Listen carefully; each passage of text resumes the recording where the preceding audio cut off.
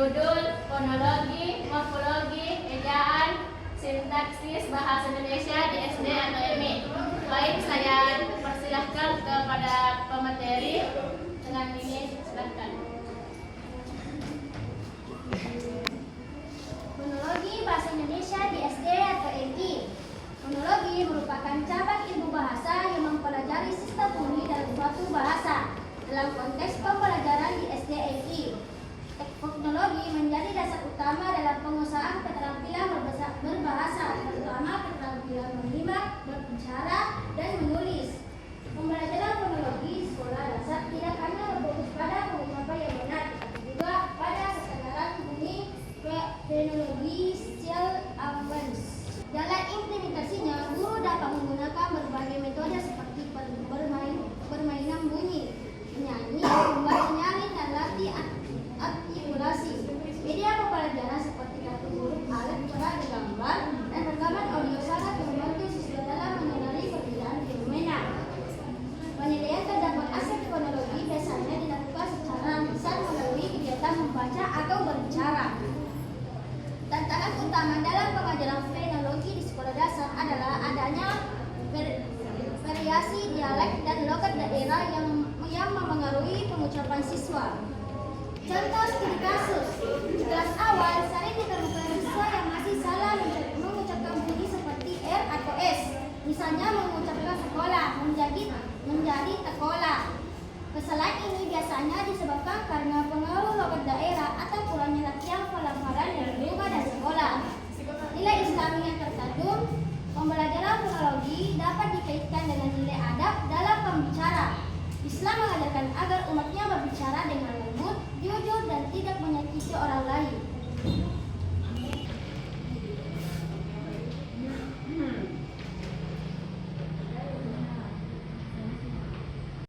Perhatian! Siap! Baik, kan anak-anak kan kurang fokus. Jadi kita akan melakukan speaking.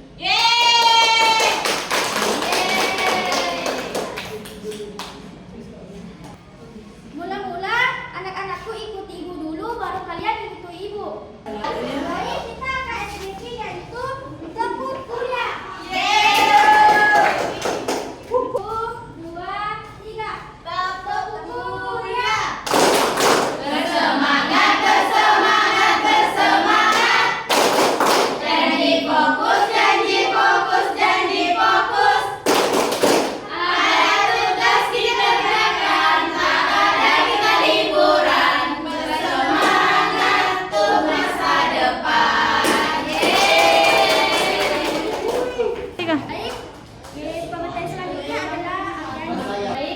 Melanjutkan materi yaitu morfologi bahasa Indonesia di SD atau MI. Morfologi adalah cabang linguistik yang mempelajari struktur internal kata dan proses pembentukannya.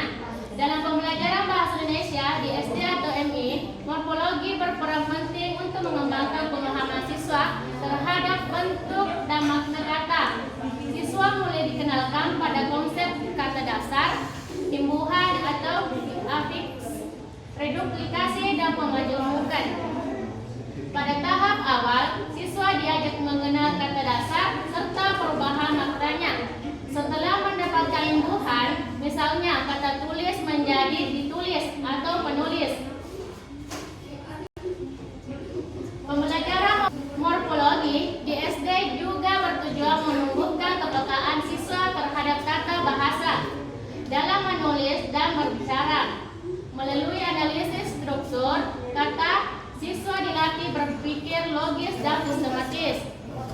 Karena pembentukan kata mengikuti aturan tertentu, guru dapat menggunakan pendekatan kontekstual, misalnya melalui permainan kata, latihan melengkapi kalimat, dan kegiatan menulis kreatif.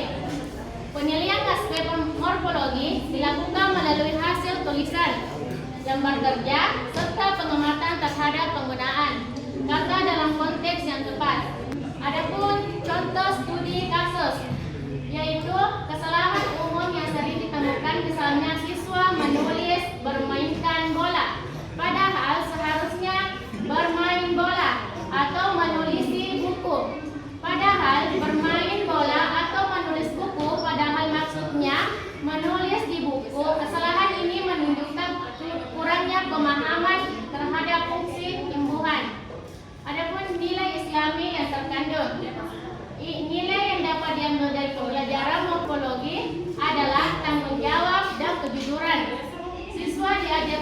bertanggung jawab terhadap kata yang mereka tulis dan jujur.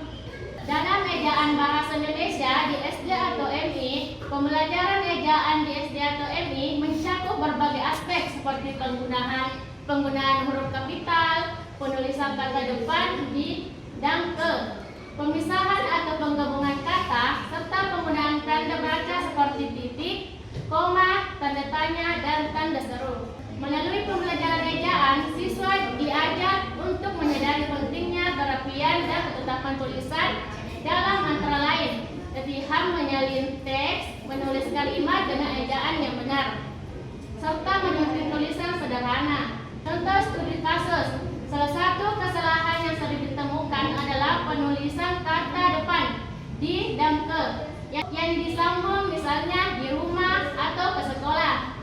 Selain itu, tanda baca seperti titik dan koma juga sering diabaikan, membuat tulisan sulit dipahami. Nilai Islami yang terkandung pembelajaran ejaan dapat dikaitkan dengan nilai disiplin dan amanah. Seorang penulis yang baik harus disiplin, mengikuti aturan penulisan dan amanah dalam menyampaikan pesan dengan jelas.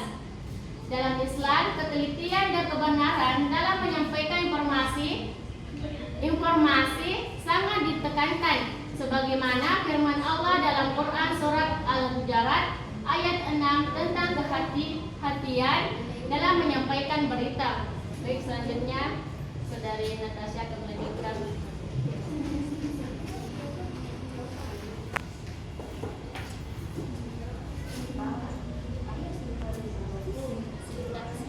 Sintaksis bahasa Indonesia di SD atau MI. Sintaksis mempelajari bagaimana kata disusun menjadi kalimat yang bermakna. Di sekolah dasar, pembelajaran sintaksis menjadi dasar dalam pengembangan keterampilan menulis dan berbicara.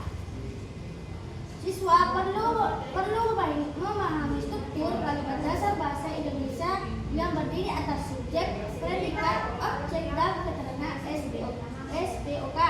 Dengan memahami pola kalimat, siswa akan mampu mengungkapkan ide secara runtuh dan jelas.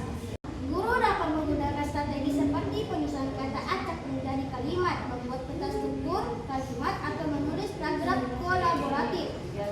Penilaian dapat dilakukan dengan menilai keutuhan kalimat, penggunaan kondisi, dan kesesuaian struktur kalimat dengan makna yang ingin disampaikan. Kesalahan yang sering terjadi pada siswa adalah penggunaan struktur kalimat yang tidak lengkap atau tidak sesuai aturan logis. Dengan pembahasan, pembacaan, dan penulisan struktur, kemampuan siswa akan meningkatkan secara bertahap. Contoh studi kasus. Kesalahan yang sering muncul misalnya kalimat tanpa subjek seperti pergi ke pasar, tanpa penjelasan siapa yang pergi, atau penggunaan konjungsi yang salah sehingga makna kalimat menjadi rancu. Nilai Islami yang terkandung sintaksis berkaitan erat dengan ketertiban dan kejelasan dalam berkomunikasi, yang sejalan dengan ajaran Islam agar setiap perkataan disusun dengan jelas dan tidak menimbulkan fitnah atau kebingungan. Dengan demikian, pembelajaran sintaksis juga dapat menanamkan nilai adab berbicara dan sopan santun dalam bertutur.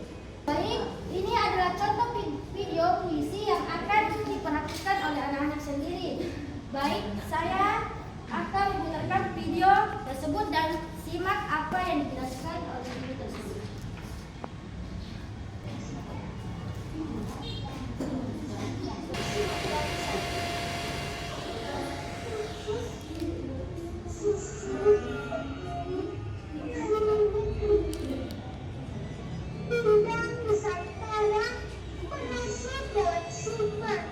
Untuk belajar jati diri, kita